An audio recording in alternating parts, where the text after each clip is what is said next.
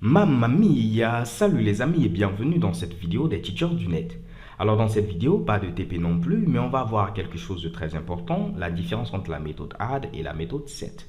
Alors vous pouvez être tenté de me dire, mais on a déjà vu cette différence. Tu avais dit que la méthode add permet d'ajouter un élément à la fin du tableau et la méthode set permet de modifier un élément au niveau de notre tableau dynamique et un indice donné. Alors les gars, félicitations, vous avez bel et bien raison, mais pourquoi pas on va faire quelque chose de fun dans cette vidéo. On va vérifier si vous avez bel et bien compris cette différence-là. Donc au cours de la vidéo, je vais t'emmener à poser une question. Si vous trouvez la réponse à cette question, je vais laisser mon mail, vous pourrez m'envoyer un courriel et je serai obligé de faire la vidéo que vous aurez choisie. Ok, pas de souci, je vais tout simplement respecter ma promesse. Mais dans le cas où vous ne trouvez pas la réponse à cette question, vous serez également contraint, donc là je vais compter tout simplement sur votre bonne foi, de mettre un petit commentaire en bas de cette vidéo disant « Je n'ai pas trouvé la réponse à cette question, tu avais raison. » Ok? Alors les gars, je m'amusais, tout simplement, I'm just kidding. Dans cette vidéo, on va voir, comme je le disais, la différence entre la méthode add et la méthode set. Donc là, qu'est-ce que j'ai fait? J'ai un tableau dynamique ici de chaîne de caractères. J'ai ajouté la chaîne de caractères Momo. Donc, elle va être ici à l'indice 0 puisqu'il s'agit ici du premier élément que j'ai ajouté au niveau de mon tableau. Donc, si je demande à afficher l'élément à l'indice 0 en mettant ici array.get0, il va m'afficher Momo. On va le confirmer. Je lance l'exécution de ce code et chez Kebam, vous voyez, j'ai bel et bien ici Momo. Jusque-là, rien de bien compliqué pour vous. On va voir également si j'essaie tout simplement de modifier l'élément à l'indice 0 en mettant ici array.set. Je modifie l'élément à l'indice 0, ce n'est plus Momo, je vais mettre ici Toto. Donc là, vu que j'ai modifié l'élément à l'indice 0, lorsque je vais demander maintenant de l'afficher, il va m'afficher Toto et non Momo. Je lance l'exécution de ce code et chez Kebam, j'ai Toto. Donc là, on avait bel et bien raison. Première question que je vais poser dans cette vidéo, qu'est-ce qui va se passer si je demande à afficher l'élément à l'indice 1? Donc je mets ici 1. Donc je vous laisse le temps de réfléchir et vous pouvez mettre cette vidéo sur pause. Dès que vous avez la réponse, vous appuyez maintenant sur le bouton play. Alors les gars, j'espère que vous avez réfléchi. Donc normalement ici on doit avoir une erreur. Pourquoi?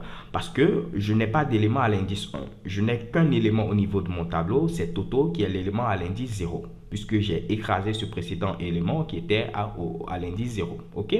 Donc je lance l'exécution de ce code et chez Kebam, on a bel et bien ici une erreur à ce niveau-là.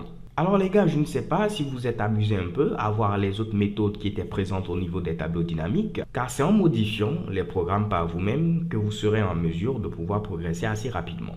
Donc si vous avez essayé, c'est sûr que vous avez vu que la méthode add peut également ici prendre deux paramètres. Je peux dire par exemple à l'indice 0, je vais ajouter un autre élément, c'est l'élément mama. Donc je mets également mon point virgule. Donc on va rester ici dans l'exemple précédent, je vais mettre ici Toto.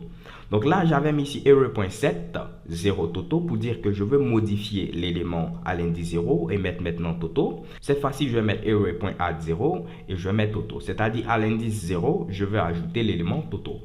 Donc là, qu'est-ce qui va se passer selon vous si je mets ici array.get0 pour dire que je veux l'élément à l'indice 0. Donc alors les gars, selon vous, qu'est-ce qui va se passer si je veux l'élément à l'indice 0? Donc vous pouvez également mettre cette vidéo sur pause, réfléchir et me donner la réponse. Alors là, normalement, on doit avoir affiché ici Toto. Pourquoi Toto? Parce que j'ai demandé à ajouter à l'indice 0 l'élément Toto. Je lance l'exécution de ce code et qu'est-ce que vous voyez? Chez Kebam, j'ai bel et bien ici Toto. La dernière question qui sera décisive, qui va vous permettre soit d'envoyer l'email ou de poster le commentaire. Donc, qu'est-ce qui va se passer si je demande à afficher maintenant l'élément à l'indice 1? Donc, mettez également cette vidéo sur pause, ça devient agaçant de vous le redire, désolé. Et dès que vous avez la réponse, vous pouvez cliquer sur le bouton play. Alors, qu'est-ce qu'on va avoir ici comme résultat? On va avoir ici comme résultat Momo. Si vous avez dit une erreur, c'est que vous vous êtes bel et bien planté. Donc, apprêtez-vous à poster le commentaire. Donc, je lance l'exécution de ce code et chez Kebam, on a ici Momo. Pourquoi?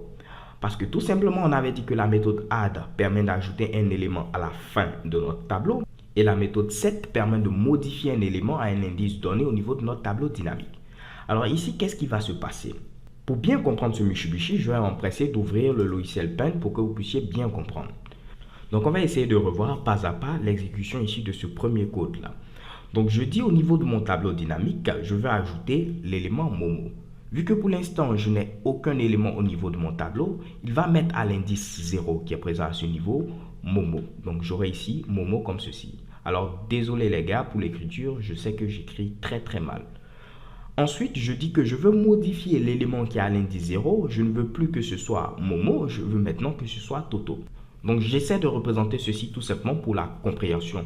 Bien vrai qu'en réalité, ce sont des références qui sont présentes au niveau de notre fameux tableau, comme je l'avais expliqué au niveau des tableaux statiques. Ok? Donc, la valeur n'est pas présente à ce niveau. Vous avez par exemple ici la chaîne de caractères Momo.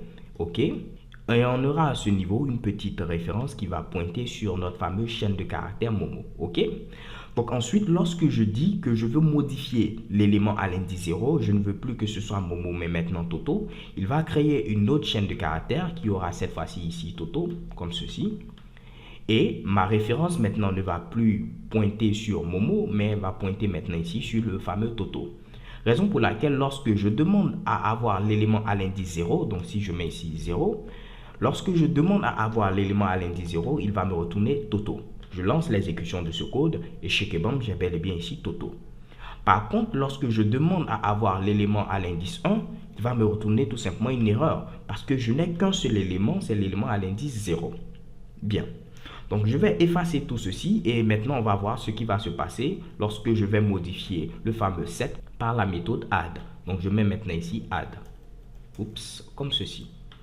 Donc là, je demande à ajouter Momo, donc il va l'ajouter comme premier élément, vu qu'on n'a pour l'instant aucun élément au niveau de notre tableau, donc la fin est égale au début.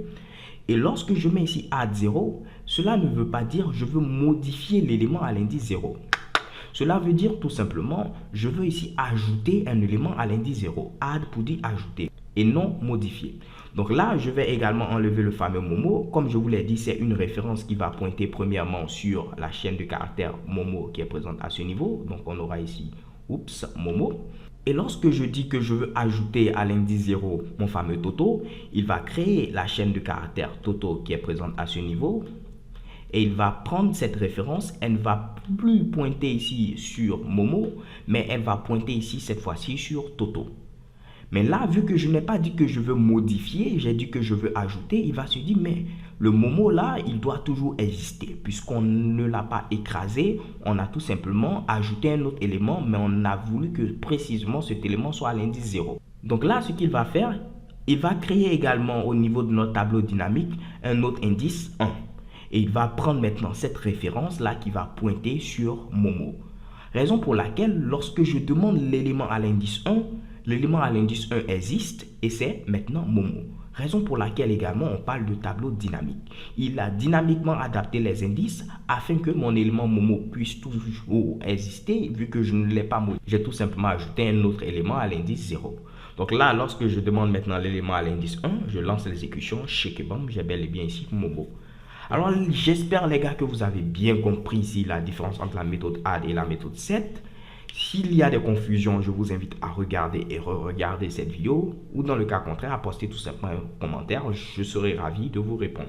Alors les gars, merci. Continuez de vous abonner et rendez-vous est donné pour une prochaine vidéo. XOXO.